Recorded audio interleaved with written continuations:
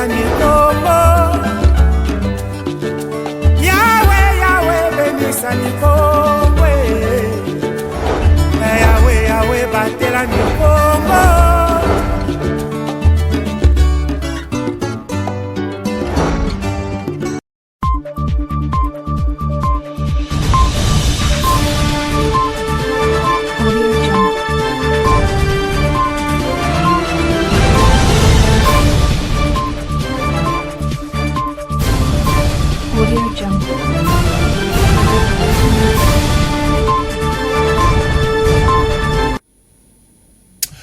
Vous informer, c'est notre devoir, mais c'est également de votre droit. Messieurs et dames, bienvenue dans cette nouvelle session d'information sur Ecopolis Télévision. Ouvrons cette session d'information à Matadi, chef-lieu de la province du Congo central. L'état de délabrement des infrastructures suscite de vives inquiétudes au sein de la population. C'est notamment le cas du pont jeté sur le ruisseau reliant le rond-point Nzanza au quartier Nouvelle Avenue.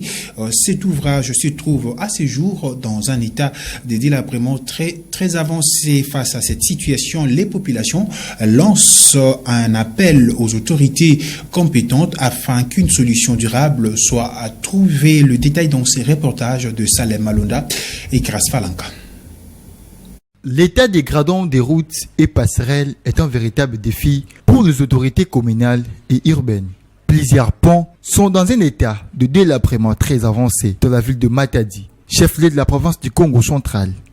Celui qui traverse un ruisseau au niveau du rond-point Nzanza de la commune qui porte le même nom est aujourd'hui dans un état de dégradation très avancé.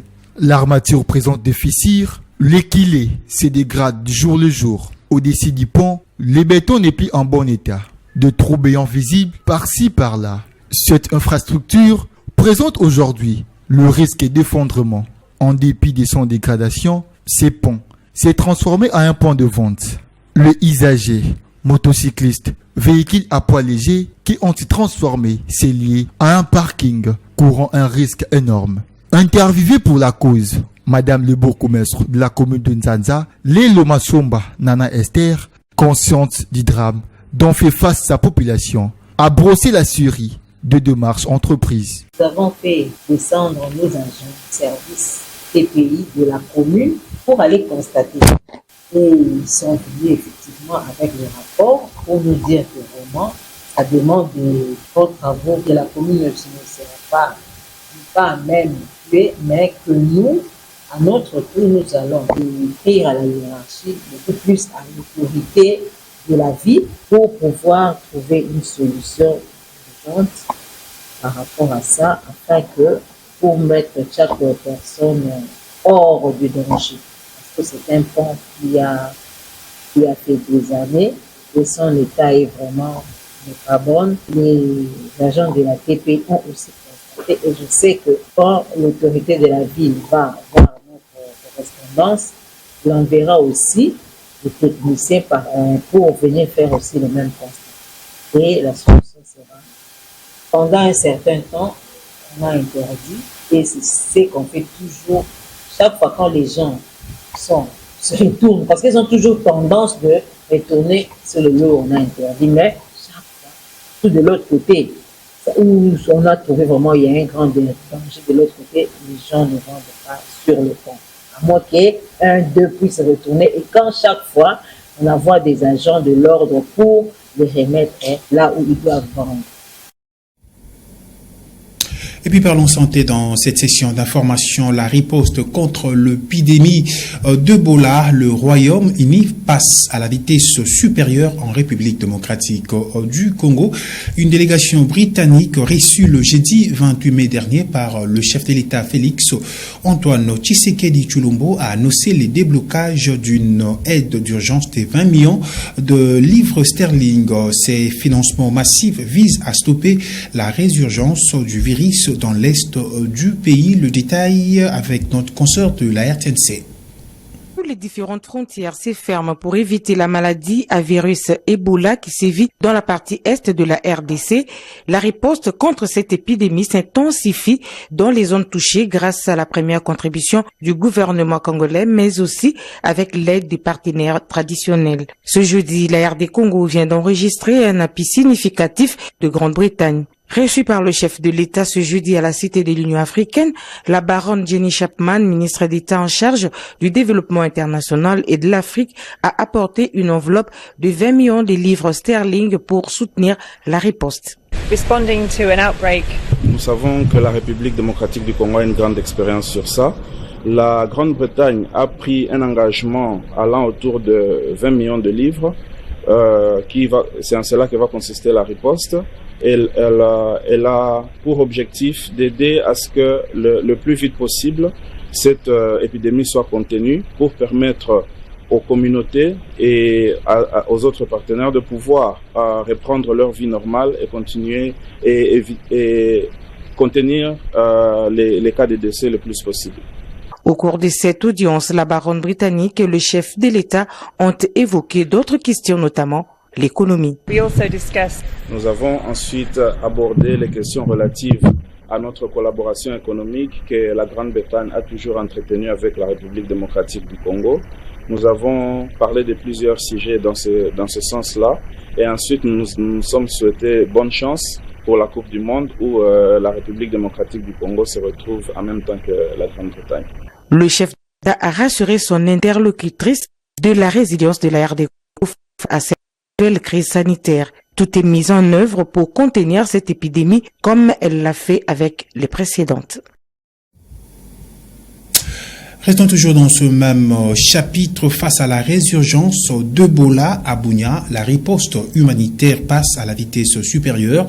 Après l'arrivée d'un pont aérien massif de 100 tonnes de frais, le directeur régional de l'UNICEF, Gilles Tanguinou, tire la sonnette d'alarme. Le matériel médical ne suffira pas sans la confiance de population. En outre, il faut signaler que dans le matériel déjà arrivé sur place, il y a des équipements de protection pour le soigneur sanitaire, de l'hygiène ainsi que de médicaments de précision. Dans cet extrait de propos de M. Gilles Franinou, directeur régional de l'UNICEF.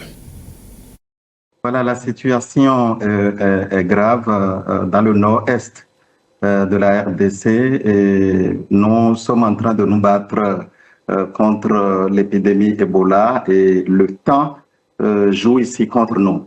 Heureusement, ce matin, on a reçu plus de 100 tonnes de matériel médical d'urgence et ça va permettre évidemment de protéger les agents qui sont en première ligne, y compris les agents de santé, pour qu'ils soient suffisamment équipés pour assister et pour traiter les malades. Ce sont des équipements de protection qui va permettre évidemment aux agents de santé de se protéger. Ce sont des équipements sanitaires et d'hygiène et ce sont des médicaments également qui vont aider à la prise en charge des enfants, mais également des familles dans les zones les plus affectées. Et c'est extrêmement important parce que si les agents de santé qui sont chargés de prendre en charge et qui travaillent également sur la traçabilité des cas et sur la surveillance, si ces agents-là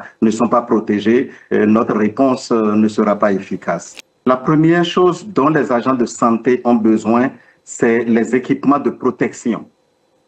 Et ces équipements de protection vont leur permettre eux-mêmes d'être protégés au moment où ils assistent les malades. Et sans qu'ils ne soient protégés, évidemment, ils ne peuvent pas faire le travail.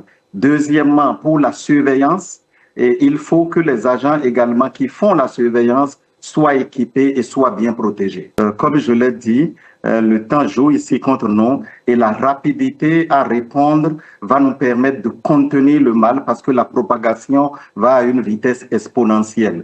On a eu la chance, comme vous l'avez dit dans votre dans votre introduction que l'Union européenne nous a assistés dans le cargo qui a été reçu ce matin et nous allons continuer à acheminer du matériel de protection et du matériel médical dans la zone du nord-est du Congo.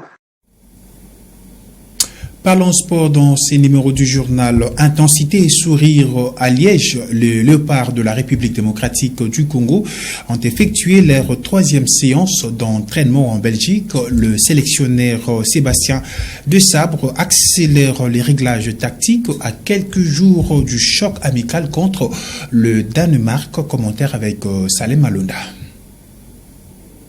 La préparation de nos léopards en Belgique se déroule actuellement à Liège, où l'équipe a établi son camp de base en vue de la phase finale de la Coupe du Monde 2026. C'est le mardi 26 mai 2026 que les poulants de Sébastien Desabre ont entamé les séances d'entraînement collectives. Selon les échos du staff technique, le groupe est serein, mais très concentré et conscient de l'enjeu historique, comme le témoigne Charles Piquel, un des léopards retenu sur la liste de Sébastien Desabre. On baisse jamais les bras, on est unis, c'est un groupe soudain que maintenant on se connaît comme des frères, on sait qu'est-ce que l'autre il va faire. Et bien sûr, on vient dans ce mondial, c'est pas qu'on vient faire une figure, on veut gagner les matchs, on connaît le foot et tous les matchs c'est un match pour gagner. On a peur de personne et un Congolais d'aujourd'hui, il doit aller à la guerre. Et moi, je suis prêt. L'équipe, elle est prête. Le coach, il est prêt. Le staff, il est prêt. Je sais que on va montrer une bonne image de notre pays, du Congo. Le premier match contre du Portugal, déjà, ça fait 52 ans. Il faut pas oublier, ça fait 52 ans. On n'a pas fait un mondial. Qu'est-ce qui signifie ce match? C'est énorme. Bien sûr, on a en face une équipe comme le Portugal, mais il faut pas oublier ces joueurs, ils jouent comme moi dans des grandes équipes, dans des grands championnats. Ça veut dire il faut pas avoir peur d'eux. Nous, on connaît nos qualités et on va montrer le meilleur jeu possible. On va montrer le meilleur Congo et vous allez voir. Nous, on a nos qualités, eux, ils ont leurs qualités. Nous, on n'a pas peur. On va aller là-bas et vraiment montrer une bonne image. Rappelons que c'est jeudi 28 mai. Les léopards étaient dans leur 2e séance d'entraînement. Les stages prévus initialement à Kinshasa pour permettre aux joueurs de communier avec le public et de recevoir le drapeau national le demain du président Félix Antoine Tshisekedi Tshilombo a été annulé en raison de l'épidémie d'Ebola qui frappe l'est du pays. Et de strictes restrictions sanitaires ont été imposées par les États-Unis qui exigent un isolement de 21 jours du territoire congolais sous forme de boules sanitaires. La FECOFA a dit délocaliser les rassemblements directement à Bruxelles depuis le lundi 25 mai 2026. Et puis, l'actualité internationale, le bombardement israélien se sont intensifiés sur le Liban ces dernières heures, touchant de plein fouet plusieurs localités du sud du pays et du banlieue des Beyrouth. Le bilan humain s'alourdit rapidement alors que l'armée israélienne affirme viser les positions stratégiques de Hezbollah. Ce commentaire signé TV5 Monde. L'armée israélienne vient de frapper. Des habitants appellent leurs proches, espérant une réponse, un signe de vie. D'autres fouillent les décombres, à main nue, à la recherche d'éventuels survivants. Un appartement a été visé. La cible serait un commandant de l'unité des roquettes du Hezbollah, selon un média israélien. C'est la 2e fois qu'Israël frappe la banlieue sud de Beyrouth, depuis l'entrée en vigueur du cessez-le-feu le 17 avril. L'escalade se poursuit inexorablement au Liban. Israël dit aux dirigeants du Hezbollah : votre cachette parmi les civils de Beyrouth ne fonctionnera pas. À l'aube, Tyr, ville côtière du sud du pays, était à nouveau bombardée, après un ordre d'évacuation donné aux habitants de plusieurs quartiers. Les dégâts témoignent de la violence de l'attaque.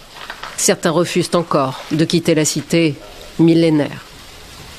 Ils s'en prennent aux bâtiments et aux pierres, et il y a des martyrs. Mais nous renaîtrons de nos cendres et reconstruirons la ville qui redeviendra la perle de la Méditerranée. Israël continue aussi de pilonner la ville de Nabatieh et sa périphérie, Elle avait averti mercredi qu'elle considérait désormais comme zone de combat tout le territoire libanais au sud du fleuve Zahrani, à une quarantaine de kilomètres de la frontière. Bien au-delà de la zone tampon, la ligne jaune tracée par Israël, exhortant la population à se déplacer vers le nord. Nous intensifions nos opérations afin d'aggraver les dégâts infligés au Hezbollah. Cette mission est menée de manière méthodique sur tous les fronts, tant dans les airs qu'au sol, face à un ennemi affaibli et mis à rude épreuve. Mais un ennemi qui ne désarme pas, le Hezbollah continue de revendiquer des tirs et attaques de drones contre des troupes qui tentent d'avancer. Une soldate israélienne a été tuée jeudi près de la frontière avec le Liban, portant à 23 le nombre de militaires morts depuis début mars. Et c'est par cette note internationale que nous mettons un terme à cette session d'information sur Ecopolis Télévision. Merci à vous, mesdames et messieurs, de l'avoir suivi. D'ici là, portez-vous bien et bon début de week-end chez vous.